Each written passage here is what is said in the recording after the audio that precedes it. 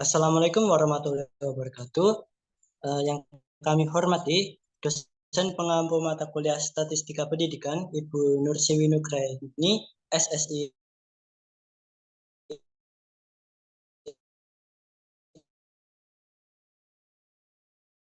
MPD, dan teman-teman semua yang dari kelompok 5. Sebelumnya, perkenalkan kelompok kami yang beranggotakan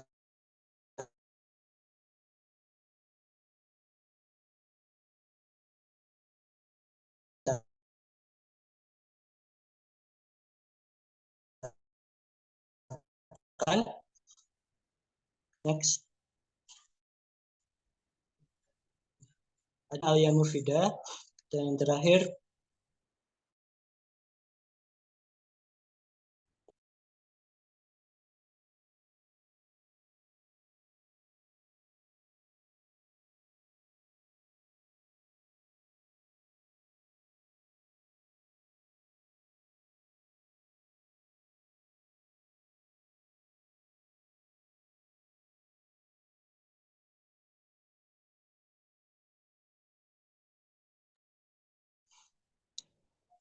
peta konsep yang akan kami bahas yaitu mengenai populasi, pengertian populasi, pengertian sampel macam-macam, metode sampling, dan rumus menentukan jumlah sampel.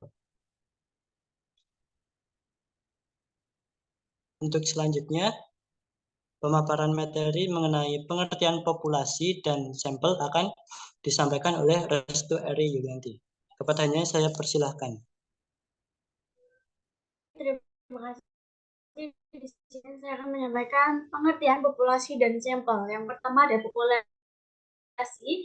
Populasi adalah wilayah generalisasi yang terdiri atas objek atau subjek yang mempunyai kualitas dan karakteristik tertentu dan kemunculan. Sampel berasal dari bahasa Inggris, sampel yang artinya comot, comotan atau mencomot, yaitu mengambil sebagian saja dari yang banyak. Next.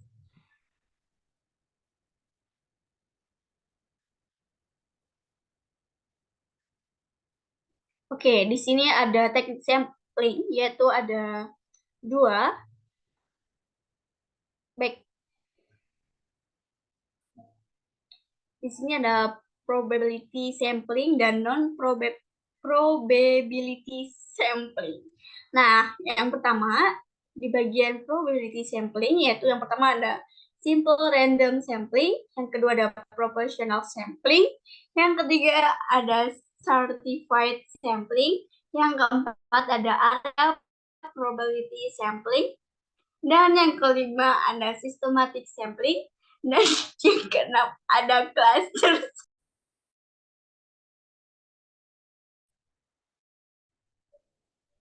Oke, next. Selanjutnya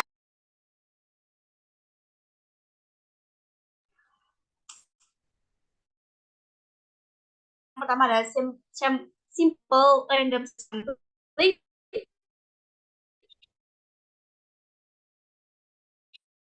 Yang kedua ada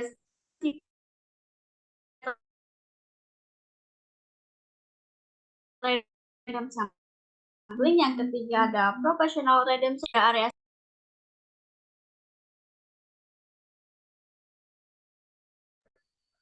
Oke, di sini ada simple random sampling, yaitu cara pengambilan sampel dari anggota populasi dengan menggunakan acak tanpa memperhatikan strata atau tingkatan dalam anggota populasi tersebut. Metode pengambilan sampel acak sederhana dapat dilakukan oleh undian, kalkulator, komputer, dan tabel angka random. Nah, contohnya yaitu seperti jumlah mahasiswi program studi PGSD yang mendapatkan beasiswa di Fakultas Ilmu Pendidikan dan Psikologi UNES. Oke, selanjutnya yang kedua yaitu ada stratified random sampling, yaitu bentuk sampling random yang populasi atau elemen populasinya dibagi dalam kelompok-kelompok yang disebut strata. Nah, kemudian ada beberapa prinsip penggunaan metode stratified random sampling. Yang pertama, setiap subkelompok diperlakukan sebagai suatu populasi tertentu. Yang kedua, sistem administrasinya lebih baik daripada sampel acak sederhana. Yang ketiga, masalah penarikan sampel dapat berbeda dalam bagian populasi. Kemudian yang terakhir ada pelapisan dapat menghasilkan manfaat dalam ketelitian perkiraan dari karakteristik seluruh populasi. Selanjutnya ada langkah-langkah penggunaan metode stratified random sampling. Yang pertama, populasi dipecah atau dibagi menjadi stratum. Yang kedua, stratum dibentuk sedemikian rupa sehingga stratum homogen atau kemudian yang ketiga, dari setiap stratum kemudian diambil sampel secara acak dan dibuat perkiraan untuk mewakili stratum yang bersangkutan.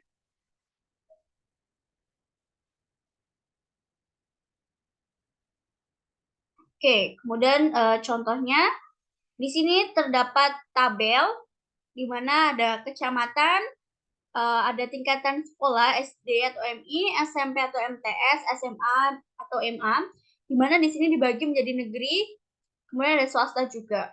Nah, yang pertama, Boja, di SD atau MI itu terdapat 33 sekolah negeri dan 21 swasta. Kemudian di negeri, di sekolah SMP atau MTS itu terdapat 4 sekolah negeri dan 2 swasta. Kemudian yang SMA atau MA, negeri itu ada 3 sekolah dan swasta itu ada 6, di mana jumlahnya adalah 69. Nah, ini menunjukkan bahwa jumlah SD, SMP, dan SMA di Kota Kendal pada tahun 2020. Nah, jumlahnya adalah terdapat sekolah yang berjumlah 235. Oke. Kemudian dari populasi tersebut menentukan jumlah sekolah yang akan dijadikan sebagai anggota sampel dalam penelitian tersebut dengan menggunakan teknik stratified random sampling, proportional sampling, dan simple random sampling. Nah, di sini terdapat rumus untuk menghitung, yaitu di mana keterangannya adalah M, besarnya populasi, N kecil, besarnya sampel, NI atau NI, besar subpopulasi stratum ke I, kemudian ada varian subpopulasi stratum I, kemudian B ada bound of error pada kepercayaan 95%. Next. Nah, di sini ada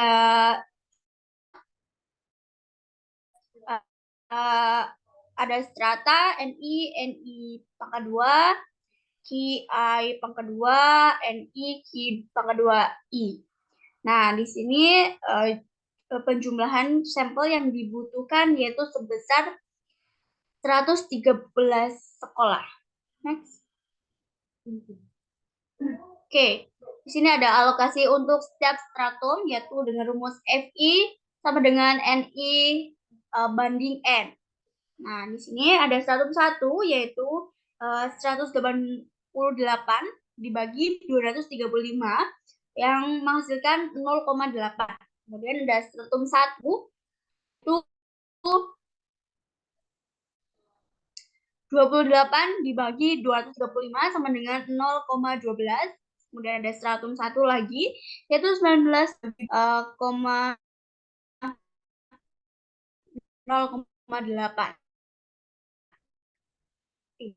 Mana N1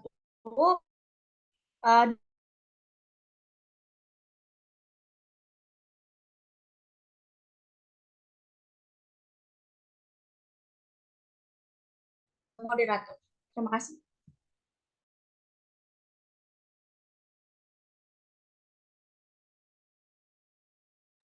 Baik, selanjutnya akan dijelaskan oleh saya, Fatimah Nurulizah. Nah, dengan demikian akan diambil jumlah sekolah sebanyak 113 sekolah dengan rincian sebagai berikut. Di 113 ini ada 90 sekolah dari tingkat SD atau MI, kemudian 14 sekolah dari tingkat SMP atau MTS, dan 9 sekolah dari tingkat SMA atau MA. Nah, kemudian angka berikutnya yaitu menghitung proporsi sekolah sesuai dengan kecamatan atau wilayah, dan status seperti berikut ini. Yang pertama yaitu Kecamatan Boja.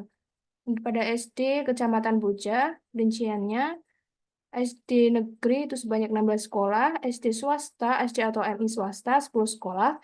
Kemudian pada tingkatan SMP atau MTS di Kecamatan Boja, MTS SMP dan MTS negeri 2 sekolah, SMP atau MTS swasta 1 sekolah.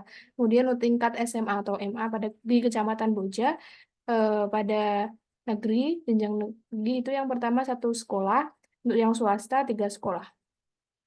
Kemudian kecamatan yang kedua, Kecamatan Kalibungu, pada tingkat SD atau MI, negeri 16 sekolah, untuk swasta 8 sekolah. Kemudian pada tingkat SMP atau MTS, pada sekolah negeri 3 sekolah dan swasta 2 sekolah. Dan yang terakhir SMA atau MA, di negeri itu sekolahnya 0 atau tidak ada, dan untuk swasta sebanyak 2 sekolah. Yang ketiga itu Kecamatan Rokosari. Tingkat SD atau MI-nya diperoleh rincian pada SD negeri itu 8 sekolah, SD atau MI swasta 9 sekolah. Kemudian SMP negeri 1 sekolah, SMP atau MTS swasta 1 sekolah. Dan yang SMA atau MA negeri 0 sekolah, SMA atau MA swasta 0 sekolah. Yang terakhir Kecamatan Wuleri. Sini di tingkat SD atau MI, Kecamatan Wuleri negeri, SD atau MI negeri itu 14 sekolah, SD atau MI swasta 9 sekolah. Kemudian yang SMP atau MTS di negeri itu ada 3 sekolah, dan untuk yang swasta 1 sekolah. Dan yang terakhir SMA atau MA Kecamatan Wuleri dengan rincian SMA atau MA negeri itu sebagai 1 sekolah, dan SMA atau MA swasta 1 sekolah. Kemudian langkah akhir yaitu dengan memilih masing-masing sekolah di seluruh kecamatan dengan cara random atau acak itu atau random sampling. Teknik yang digunakan yaitu undian berupa kocokan arisan.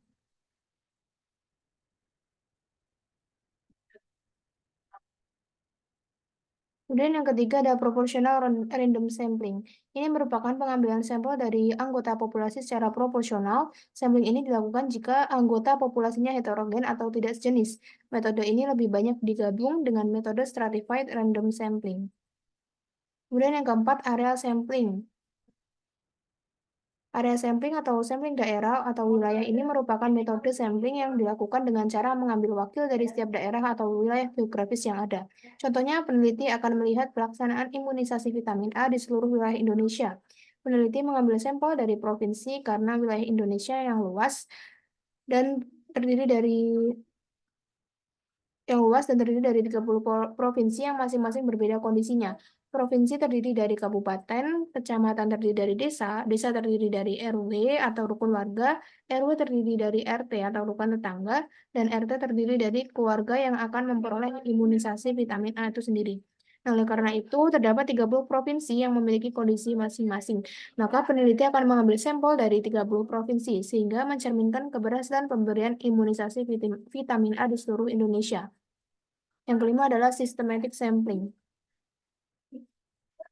Systematic sampling atau sampling sistematis ini merupakan bentuk dari random sampling yang mana populasi yang telah disusun teratur kemudian diambil elemen-elemen yang akan diselidiki berdasarkan pada urutan tertentu.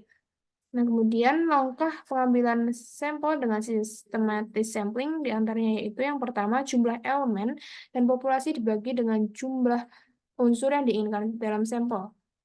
Kemudian, subpopulasi pertama dipilih sebuah anggota dari sampel yang dikehendaki, dan langkah yang ketiga yaitu anggota dari subsampel pertama yang terpilih digunakan sebagai titik acuan awal untuk memilih sampel berikutnya. Kemudian, contoh untuk systematic sampling. Suatu populasi yang mempunyai elemen 800 akan diambil 20 sampel sebagai bahan penelitian. Kemudian, tentukan nomor-nomor sampel yang terpilih. Penyelesaian yang pertama yaitu dengan dari 800 elemen diberi nomor urut dari nomor urut 1, 2, 3, 4 hingga seterusnya sampai mencapai 800. Nah, kemudian dari 800 elemen dibagi menjadi 20 subpopulasi yang mana setiap subpopulasi terdiri dari 40 elemen. Langkah yang kedua, dengan menggunakan tabel bilangan random, didapatkan sebuah sampel dari subsampel yang pertama sebagai titik acuan. Misalnya yaitu elemen yang bernomor 7. Dan langkah yang ketiga, karena pada sampel pertama itu jatuh pada nomor 7, maka nomor urut sampel-sampel berikutnya yaitu 047, 087, 127, 167, 207, 247, 287, 327, 367, 407, 447, 487, 527, 567, 607, 647, 687, 727, dan 767. Dan yang keenam ada cluster sampling. Cluster sampling atau sampling kelompok ini merupakan bentuk dari sampling random yang populasinya dibagi menjadi beberapa kelompok atau cluster dengan menggunakan aturan-aturan tertentu. Misalnya batas-batas alam dan wilayah administrasi pemerintahan. Kemudian langkah-langkah pengambilan sampel dengan metode cluster sampling ini yang pertama, membagi populasi ke dalam beberapa subkelompok. Kemudian memilih satu atau sejumlah kelompok dari kelompok-kelompok tersebut. Pemilihan kelompok dilakukan secara random. Yang ketiga, menentukan sampel dari satu atau sejumlah kelompok yang terpilih secara random. Untuk contoh dari metode cluster sampling itu ada sebuah desa yang mempunyai 1.500 kepala keluarga. Akan diteliti tentang respon pemakaian bumbu masak merek Asoy. Untuk keperluan tersebut dipilih sampel sebanyak 50 kakak. Nah, dari 1.500 kakak, peneliti membagi 150 kelompok dengan anggota 10 kakak pada tiap kelompok yang berdekatan. Dari 150 kelompok tersebut dipilih sebuah sampel random yang terdiri atas 5 kelompok dan dengan demikian dari 5 kelompok pilihan tersebut diperoleh 5 kali 10 kakak sebagai sampel.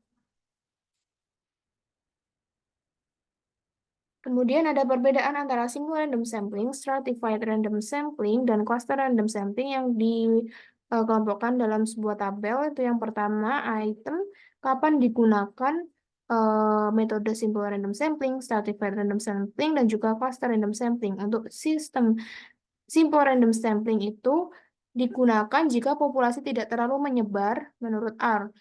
Kemudian, jika populasi kurang lebih homogen dalam sifat yang ingin diukur. Untuk stratified random sampling digunakan jika populasi dari sifat yang ingin diteliti sangat mengelompok di satu tempat dan sporadik di tempat yang lain. Jika estimasi yang cukup tepat diinginkan untuk bagian tertentu dari populasi. Kemudian metode yang ketiga yaitu cluster random sampling. Nah, ini digunakan saat biaya penelitian terbatas dan jika populasi dapat dikelompokkan menurut klaster-klaster. Kemudian untuk kelebihannya, pada simple random sampling ini, rata-rata sampel adalah estimasi tidak biasa dari rata-rata populasi. Kemudian metode estimasi mudah dan sederhana. Untuk stratified random sampling, ini kelebihannya yaitu adanya stratifikasi dapat menambah presisi estimasi dan sangat memudahkan secara administrasi. Dan yang ketiga yaitu untuk metode cluster random sampling, kelebihannya adalah list populasi tidak diperlukan dan biaya untuk membuat list berkurang. Untuk kekurangan dari ketiga metode ini, yang pertama pada simple random sampling, sampel yang terpilih dapat menyebar sehingga meninggikan biaya transportasi. Kekurangan yang kedua, frame populasi atau list diperlukan. Kemudian, sampel yang terpilih bias tidak terpakai populasi. Untuk kekurangan dari metode stratified random sampling, list dari populasi tiap stratum itu diperlukan. Kemudian biaya transportasi tinggi, apalagi jika daerah cukup luas. Dan kekurangan dari metode cluster random sampling ini, biaya untuk analisis dan mengerjakan lebih besar. Kemudian prosedur dalam mengadakan estimasi itu sukar.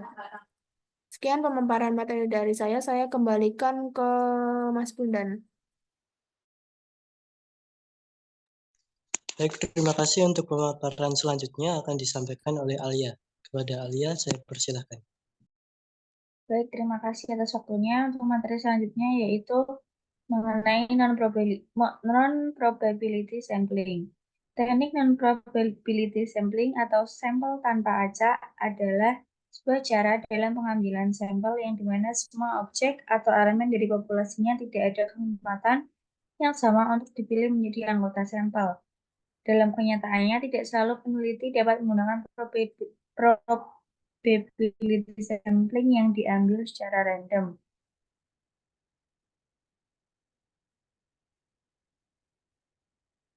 Terdapat perbedaan dalam kesempatan yang umumnya diakibatkan oleh subjektivitas peneliti dalam memilih sampel dari antara populasi. Hasil dari non-probability memiliki sifat yang kurang objektif. Sifat kurang objektif ini disebabkan oleh pada waktu pengambilan sampel. Sampel yang diambil dari populasi, probabilitas tidak diikutsertakan melainkan dari aspek pribadi seseorang. Untuk selanjutnya yaitu ada beberapa jenis-jenis probability sampling. Yang pertama ada Sinfinian sampling, yang kedua Judgment sampling, yang ketiga quota sampling, yang keempat purposive sampling, yang kelima snowball sampling. Untuk yang pertama yaitu Sinfinian sampling, yaitu adalah jenis probability sampling yang menggunakan subjektivitas dari peneliti atau spontanitas. Dalam teknik seperti ini tidak ada pemilihan random dan kemungkinan biasnya tinggi. Metode ini kadangkala merupakan satu-satunya yang mungkin dilakukan khususnya bagi para mahasiswa atau mereka yang memiliki waktu dan dana yang terbatas. Dan metode ini dapat digunakan sepanjang dijelaskan. Dan metode ini juga dapat digunakan untuk sebagai teknik pendekatan yang sangat acak atau sembarangan. Contohnya pada teknik Sinfinian sampling yaitu peneliti hanya sekedar menghentikan seseorang di pinggir jalan yang sedang akan ke toko atau yang sedang jalan-jalan di toko atau restoran atau di sebuah gedung.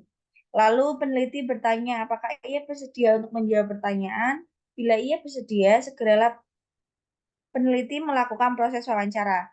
Dengan kata lain, sampel terdiri dari orang-orang yang bersedia dan mudah bagi penelitinya untuk memulai wawancara. Untuk yang jenis yang kedua yaitu judgment sampling. Sampel ini dipilih dengan menggunakan pertimbangan tertentu yang disesuaikan dengan tujuan penelitian atau masalah penelitian yang dikembangkan.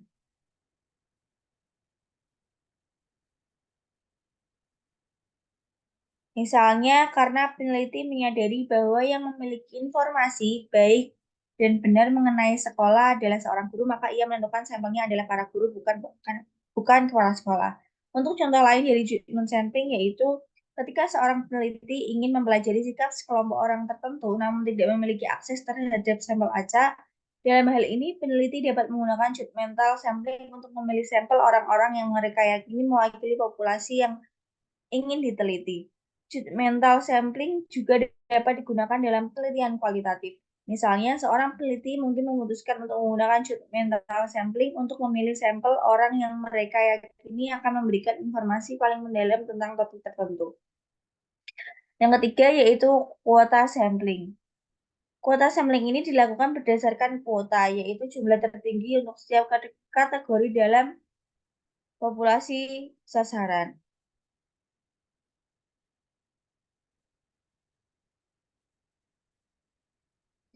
Untuk cara yang dilakukan yaitu menetapkan jumlah sampel yang diperlukan, kemudian menetapkan jumlah atau jatah yang diinginkan, maka jatah itulah yang dijadikan dasar untuk mengambil unit sampel yang diperlukan.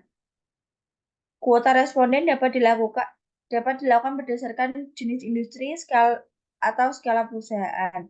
Sampling kuota sering digunakan dalam riset pasar. Peneliti ingin mendapatkan kasus dengan karakteristik yang sama, maka peneliti menentukan kuota untuk jenis orang yang akan diwawancara dan kuota tersebut disusun demikian rupa sehingga pada akhirnya diharapkan dapat mewakili populasi. Contoh dari kuota sampling sendiri adalah ketika sedang mencari tahu kemana orang-orang di kota Anda berencana untuk berlibur di musim panas, Anda memutuskan mengambil sampel 1.000 orang. Untuk memastikan sampel mewakili populasi secara keseluruhan, Anda membaginya menjadi beberapa kelompok. Yang pertama ada identitas gender, status kerja, usia, situasi perumahan, dan lokasi perumahan. Peneliti dapat mengkelompokkan sampelnya ke dalam bagian yang lebih mudah dikelola dengan menggabungkan faktor-faktor di atas.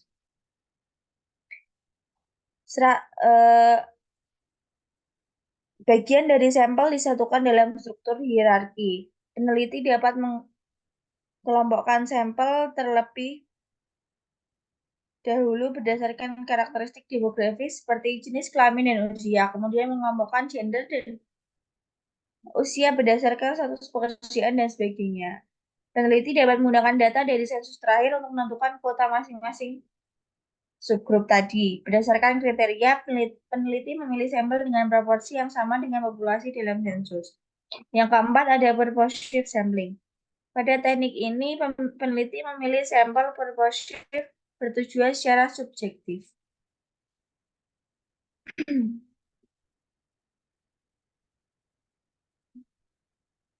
Teknik ini lebih dominan menunjukkan rekomendasi sampling, di mana para sampel akan saling merekomendasikan rekan-rekan lainnya yang layak dijadikan sampel.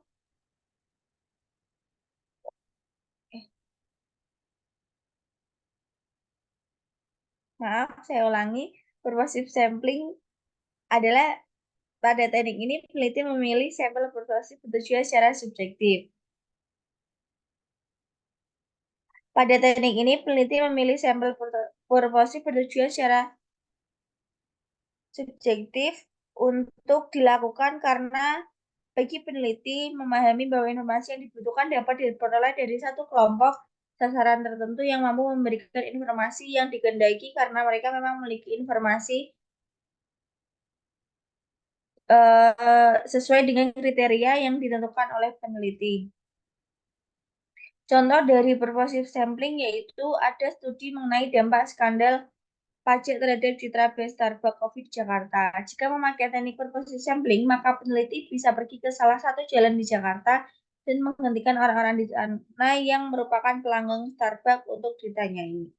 Yang kelima ada snowball sampling. Teknik sampling yang berawal berjumlah kecil dan dapat berkembang. Pada snowball sampling ini,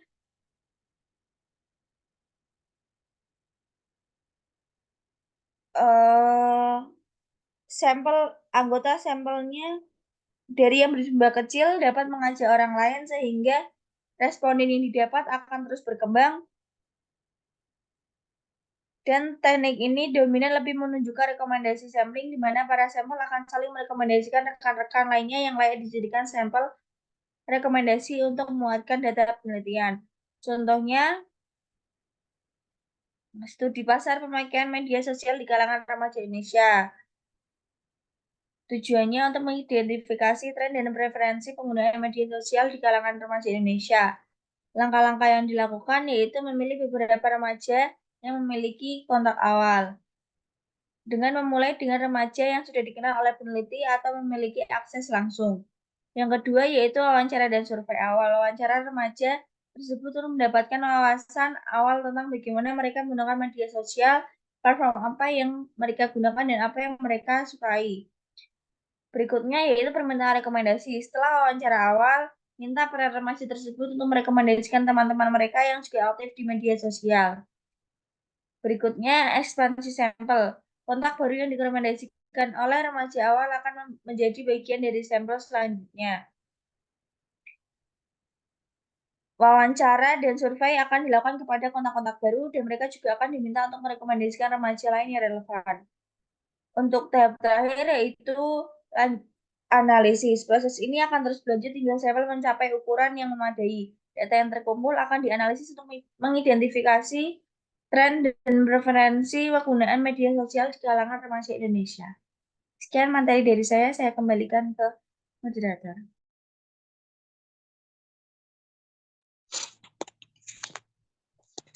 Baik, terima kasih. Untuk selanjutnya, materi rumus menentukan jumlah sampel yang akan saya sampaikan. Sampel adalah bagian dari jumlah dan karakteristik yang dipunyai populasi tertentu. Menurut Sugiono 2018 di halaman 81. Karena apabila populasi berjumlah banyak atau besar, sangat tidak mungkin bagi peneliti untuk mempelajari keseluruhan populasi tersebut karena berbagai keterbatasan, seperti waktu dan dana. Next. Baik, untuk selanjutnya itu contoh dari rumus Solvin. Contoh jumlah populasi diketahui sebanyak 83 siswa yang terdiri dari kelas 10 sebanyak 39 orang dan kelas 11 sebanyak 44. Dengan menggunakan rumus Solvin, untuk menentukan sampel dengan populasi yang diketahui, tingkat kepercayaan 95% dan tingkat kesalahan 5% dapat diidentifikasi jumlah sampel dengan sebagai berikut. N sama dengan N besar per 1 plus N besar E kuadrat. Di sini kita dapat memasukkan angka-angkanya yaitu 83 per 1 plus 83 dikali 0,05 kuadrat. Sehingga dihasilkan angka 68,73. Nah, dengan demikian sampel yang digunakan kita bulatin yaitu sebanyak 69. Next.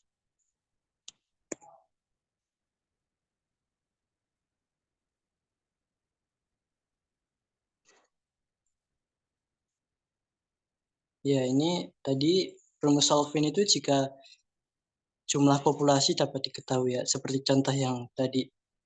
Untuk selanjutnya, next. Nah, untuk yang kedua yaitu rumus Jacob-Cohen. Jika populasi itu tidak diketahui, maka dari itu kita menggunakan indikator.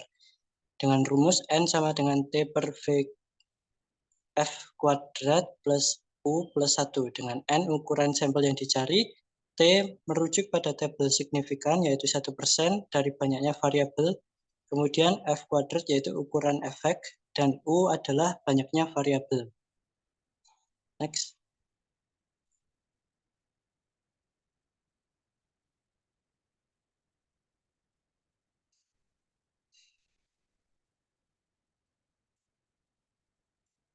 Baik, untuk contoh dari rumus Jacob sendiri yaitu tabel power yaitu 0,95 dengan F kuadratnya yaitu 0,1. Harga L tabel dengan TS 1%, power 0,95 dan U5 adalah 19,76. Maka dengan formula tersebut dapat diperoleh ukuran sampel yaitu N sama dengan 19,76 per 0,1 plus 5 plus 1. Sehingga didapatkan 203,6. Maka kita bulatkan menjadi 203. Dengan demikian jumlah sampel yang digunakan yaitu 203 ini harusnya. Baik, next. Nah, untuk penelitian kualitatif, metode sampling yang cocok meliputi yang pertama purposive sampling yang tadi sudah dijelaskan, kemudian yang kedua snowball sampling, kemudian untuk penelitian kuantitatif beberapa metode sampling yang relevan yaitu sample random sampling, yang kedua stratified random sampling.